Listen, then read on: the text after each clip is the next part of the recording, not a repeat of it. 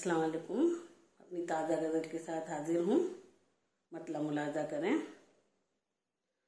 जुल्म पे जुल्म तो सय्याद किया करता है, जुल्म पे जुल्म तो सय्याद किया करता है, बालों पर नोच के आजाद किया करता है, बालों पर नोच के आजाद किया करता है।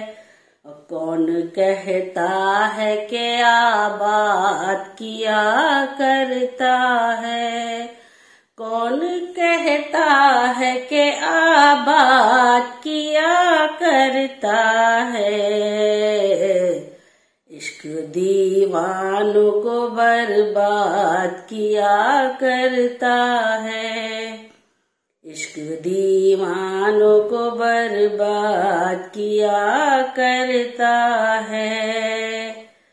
जान की भी उसे परवाह कहाँ होती है, जान की भी उसे परवाह कहाँ होती है।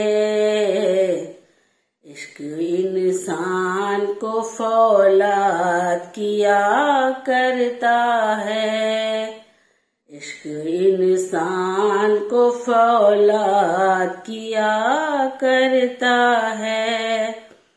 इश्क वालों को कहाँ गिर्द जुनून से मतलब, इश्क वालों को कहाँ गिर्द जुनून से मतलब।